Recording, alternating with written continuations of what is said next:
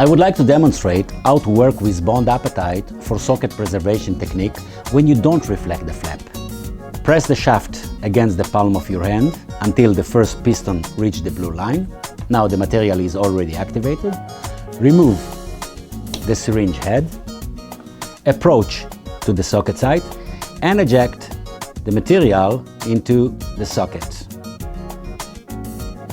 Slightly overfill it, and now you take a dry gauze and press firmly the material into the socket. Now if there is not enough place for your finger between the teeth, use a spatula or an elevator pre-style and press above the dry gauze. Now you cannot leave the material exposed. What you need to do is to take a barrier, which can be a simple collagen sponge, and place it above the graft. However, it must be sutured together with the soft tissue. So the technique is in that way. Hold the collagen sponge in your hand, insert the needle from the buccal aspect, insert it to the bottom of the collagen sponge,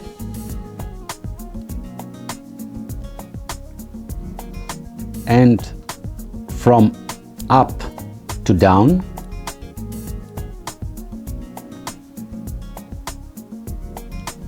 insert the needle into the lingual aspect,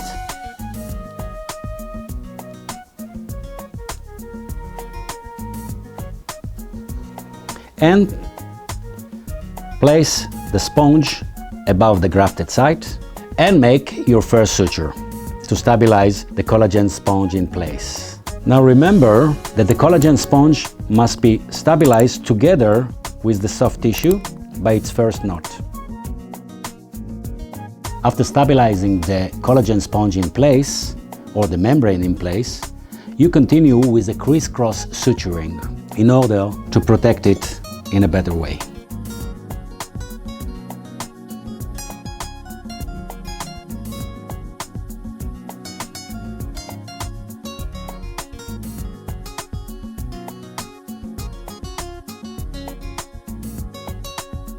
Now the graft is protected and you can leave it exposed in that way.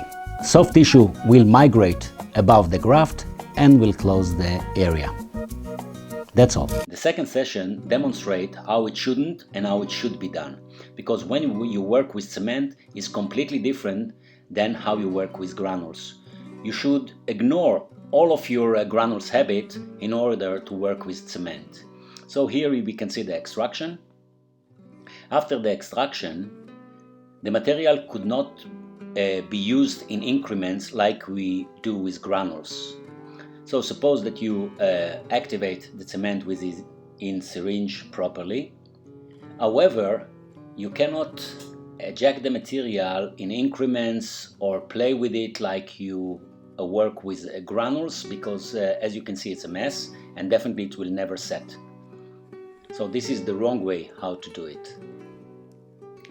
And of course, don't use a tool to push down the material into the bottom of the socket. This is something that shouldn't be done when you work with cement.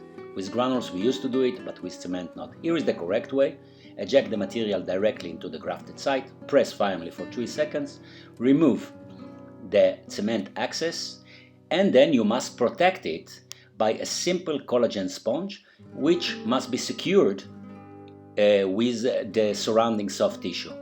So here is the collagen sponge, a simple one, which is not expensive.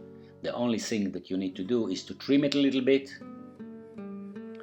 You shouldn't adapt it. The only thing that you need to do now is to suture it and to secure it into the place. So first we do it outside, not in the oral cavity, in order that the sponge will not get wet, and then it will be much more difficult. Then, as you can see, we insert the needle into the buccal aspect and then into the lingual aspect, and we make our first suture. After that, with a crisscross suturing above it, we stabilize it in place. As you can see, there is no need for any adaptation, you just place it above. And that's how it looks on day 1, immediately after surgery.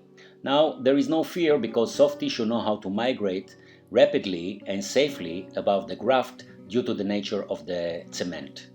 That's how it looks 7 days post-op, you can see the proliferation of the soft tissue and the resorption of the collagen sponge. And after 12 days, you can see the suture inside, and during the removal of the suture, we can see that beneath there is the proliferation of the soft tissue above the graft. Of course, the bacteriostatic nature of the graft also helps a lot here. And that's how it looks. After only 30 days, you can see already start the maturation of the soft tissue. Of course, at this stage you cannot place an implant. You should wait at least 3 months until the bone will form and maturated in the grafted site.